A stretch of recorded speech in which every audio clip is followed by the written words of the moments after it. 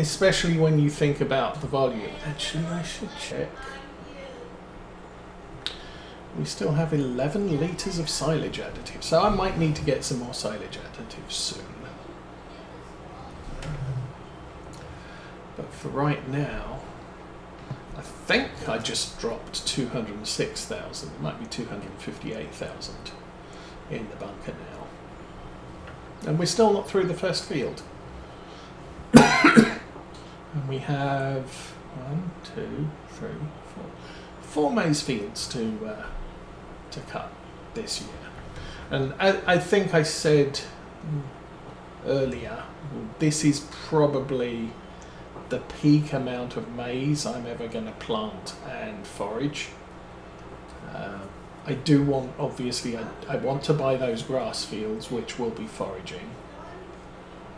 It will eliminate some of the grass baling contracts that I'm doing, which are kind of handy for income.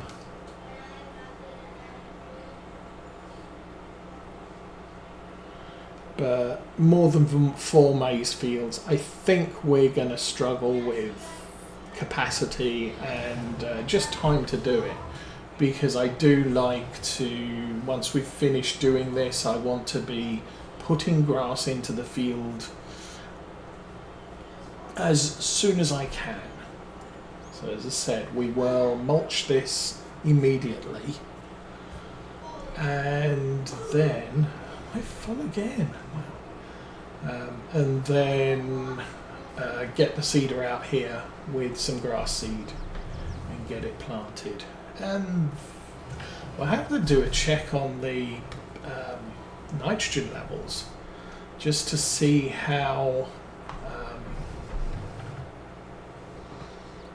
high they are, because maize does take a very high nitrogen level and grass is very low, so if we haven't depleted enough nitrogen from the field, we could be over nitrogenated for the grass in the first cut, which we also know can seriously affect the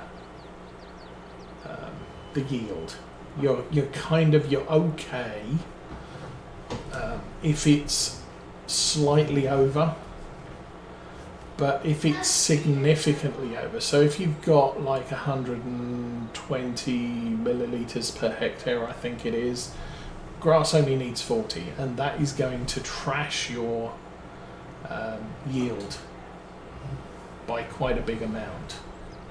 I think the field we had was barley or oats, and didn't need a lot, but it was like 200 millilitres per hectare, and that's, the yield was just bad. So not too much chemicals in your ground. Oh, we're actually up to 300, so this will take us to 360.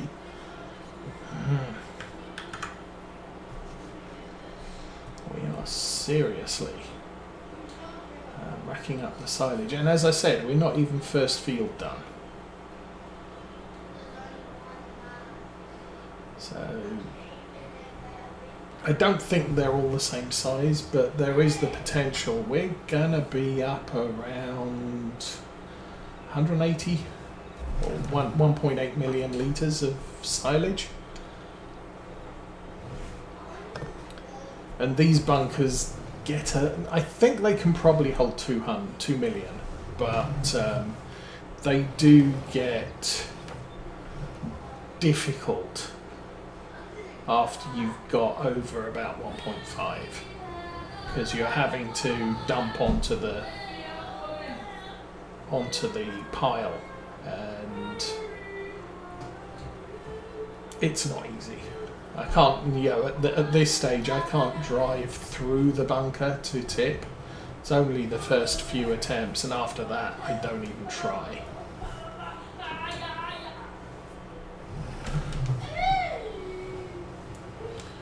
Anyway, get this done, and I guess we'll hitch up the Renault to the roller, bring that out here.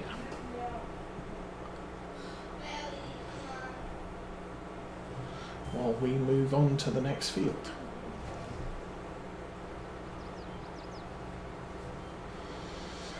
So 360.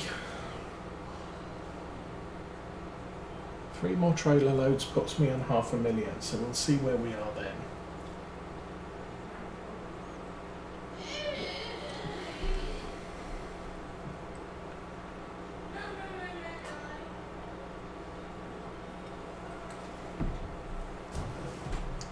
Yeah, so I'm going to have PC stuff this afternoon. I do need to change the water in the fish tank. Dude, there's nobody over there. Quit spitting in that direction. And I don't know. I'm going to have to check the weather, but I would like to buy the last of the lumber I need to assemble the main bench work in the basement. But unfortunately, the PC that currently has its sort of Windows bar at the bottom is currently telling me that US dollars to GB pounds is up 0.88%. It's not telling me what the weather's expected to be, so that's unfortunate. That's actually good news. There's a couple of things I've noticed. Model railway stuff is getting incredibly expensive.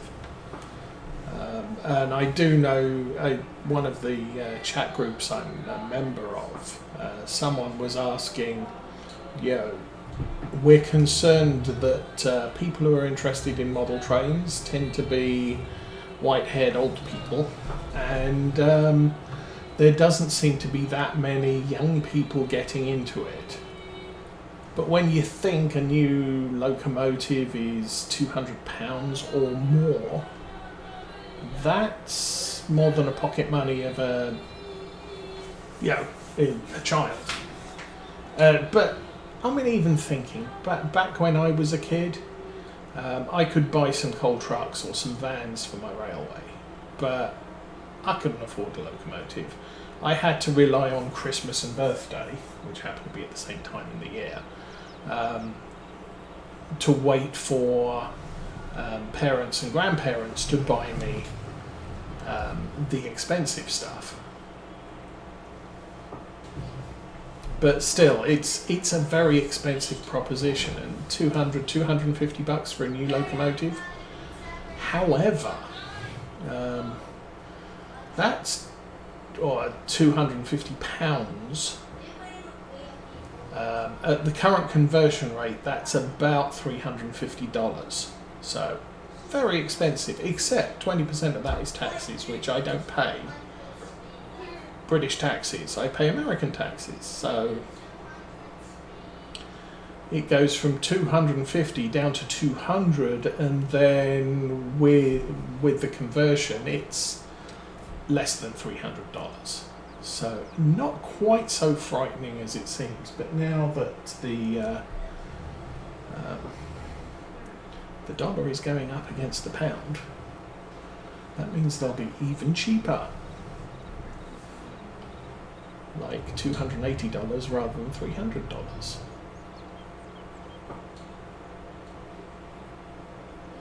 Okay, now I've got weather, and it's telling me cold weather. The problem is when I buy some lumber for the bench work downstairs, I am going to need to cut some of it to length, which means taking the miter saw out onto the patio and freezing my nuts off. So we'll skip that one if it's cold out. I thought it was supposed to be sunny today, but it might be sunny later, but it's not going to be warm sunny later.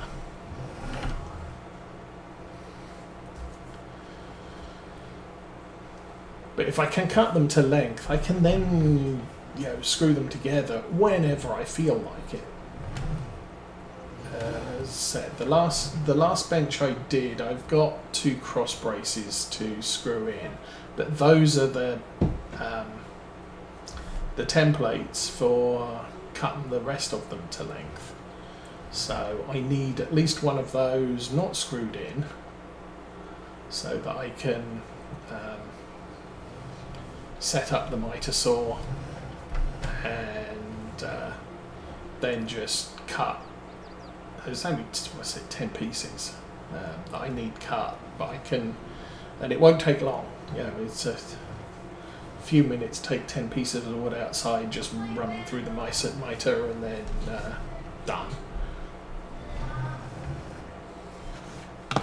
But best to do when there's no snow on the ground. There is no snow on the ground, but it is chilly.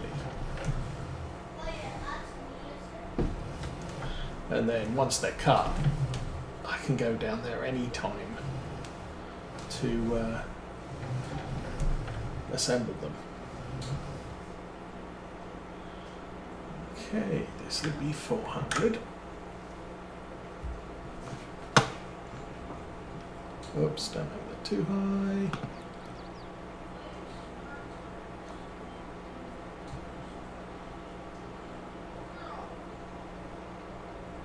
Alrighty.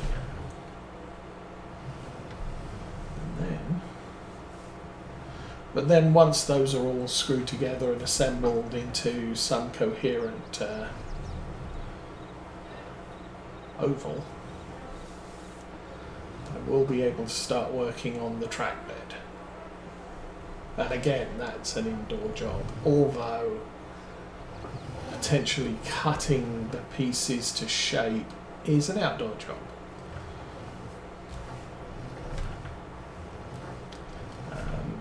Mrs. Osa also wants some more planters, but I did tell her I need to know how big they are based on what you want to plant. She's in charge of picking what we're planting.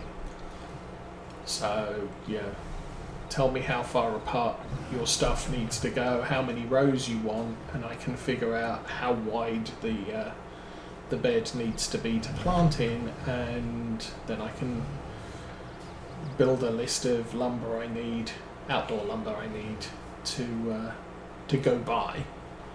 And then, I mean, it's February already.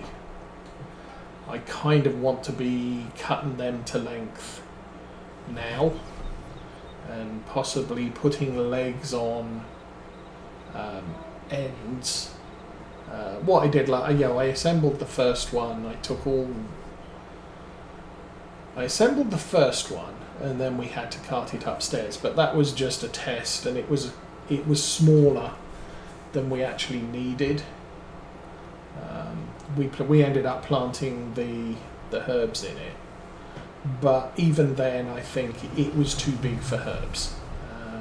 Herbs don't need a large area most of the time, because you only, if you've got one parsley shrub, that's usually enough. You go back and trim it every time you need some fresh parsley, but you're never destroying the plant. So that's kind of where we're at with that. But we carried that one upstairs, and that was heavy, and I've got a bad back, and we made it. But we then built two more, which were bigger. So for those, I assembled the legs, I put the ends on, so I basically had two legs attached to each other, but I didn't put the sides on. And I could you could carry them up much easily. Carry a leg unit up, and then. Are you finished? You think? Okay, let me do the rest of this then.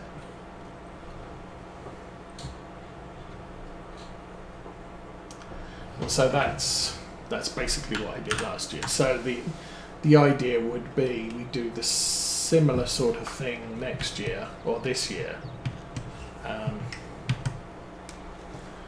where I assemble the bits, and I can do that February, March time, and then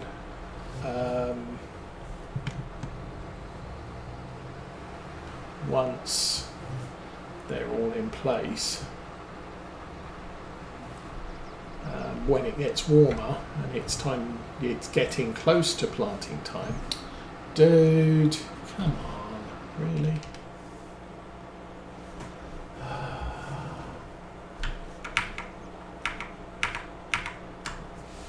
Let's do that. There we go. Yeah, so once I get all of that together, then we can assemble it on the deck when it gets warm. Mrs. Osa can put the plastic in it and the dirt, and when it actually gets to time to plant the stuff, they'll all be there and assembled and ready to go this time. Okay, we can turn that off.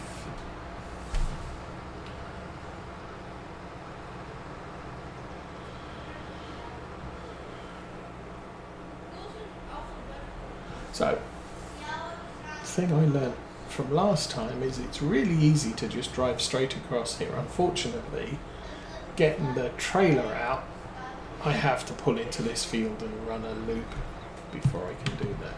Okay, let's unfold that as we drive through the gap. Yes, through the gap.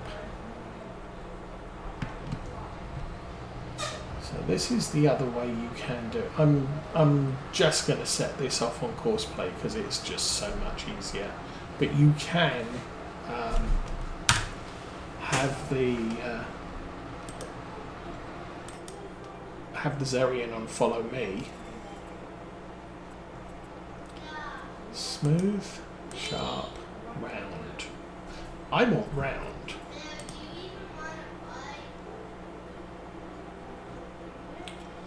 There we go. Back. Cancel back. Go. Oh, do you know who the Muffin Man is? I don't know who the Muffin Man is. He lives on Gurley Lane. Oh my goodness. Oh. And maybe I don't want this on follow me anymore.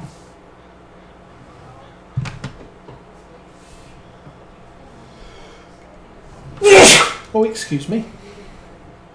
There, that's better.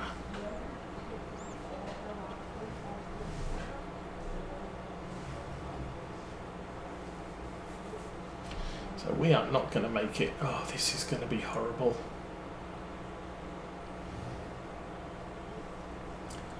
I just realised we're not going to have a lot of manoeuvring space here to get round the field when this fills up. So yeah, when it's on round edges, it really cuts the edge off like this. So we lose all this, but we don't end up with bits in the middle that it's missing. It's now going to make this a very easy plot of work to do. So hopefully we are not going to make it. Okay.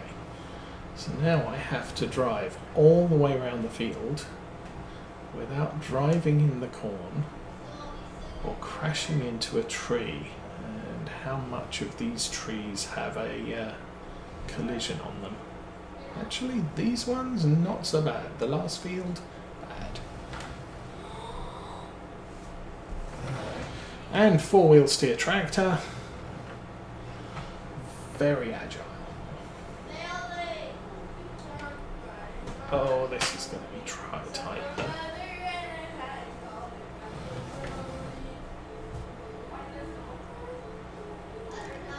Oops. We'll just keep driving. The hedge will collapse eventually. Okay. Now this, I am losing crop and there's nothing I can do about it. Unfortunately.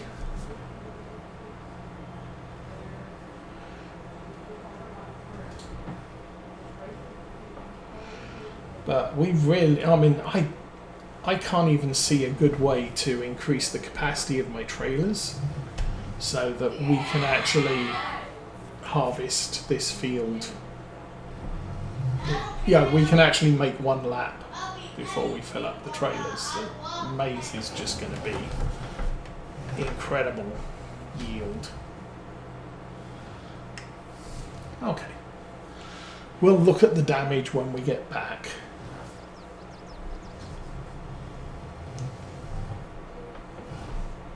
Oops. Took that a little wide too.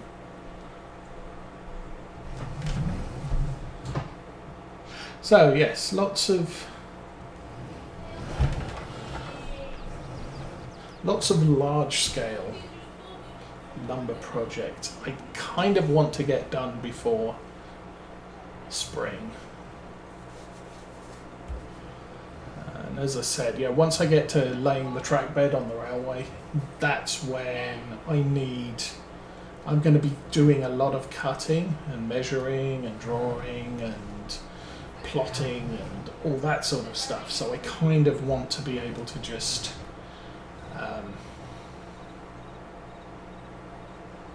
oh damn, oops. Yeah, I want to be able to nip outside when it's kind of warm to do the cutting, because it's going to be jigsaw work rather than straight line miter or table saws. I will have some straight line cutting, but there will be a lot of fine work to do as well. So I just noticed I wasn't running at 3 times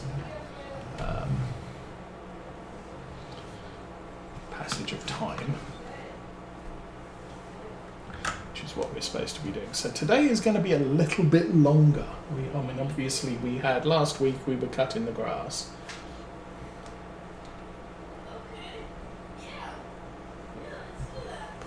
And I was kind of thinking after last week we cut the grass, I would sort of compact it and cover it. That would be fine. We could do some bale contracts on August 2. We can do some other stuff. Maybe skip a few months and then we'd be doing maize in September. I was kind of surprised, oh, we're doing maize in August. And so that means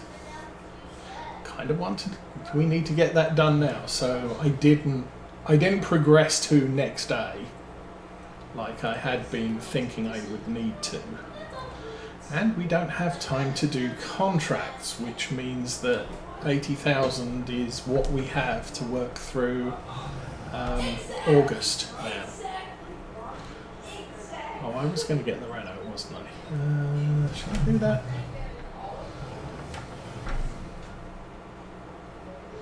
I'm paying for the worker, so maybe I kind of want to skip that.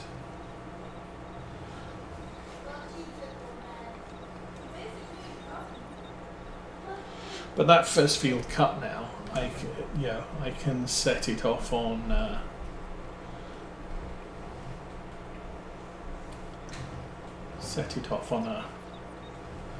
worker with the mulcher. Then once the mulching is done, we can bring a seeder over and get it planted with grass. Although I don't have to roll it immediately, that's the thing. So the thing here is I don't want to be constantly switching, mulching, rolling, mulching, rolling. I'd like to get all the mulching done in one block, then switch the rollers to seed bed rollers after we planted the grass. So long as we do it all in August, it doesn't really matter that I plant it and don't roll it immediately. How are we doing? 20,000. So I think we managed to get down here okay. It was that top edge that's probably going to be the issue. Yeah, I probably killed a little bit of maize that I really didn't want to.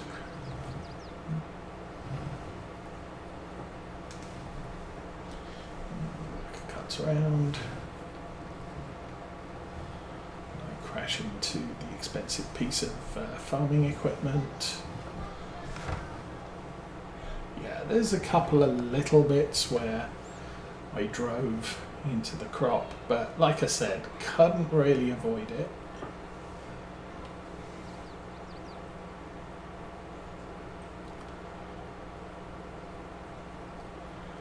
And this is working out for the most part. Actually, I didn't kill as much crop as I thought I had. That's good. Oh, we will need to check on the store sales later today.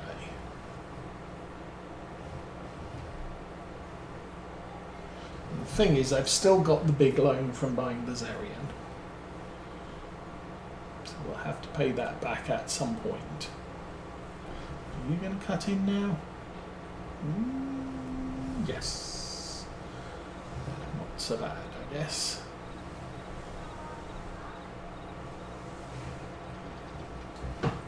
Oh, and look at that, I'm full again.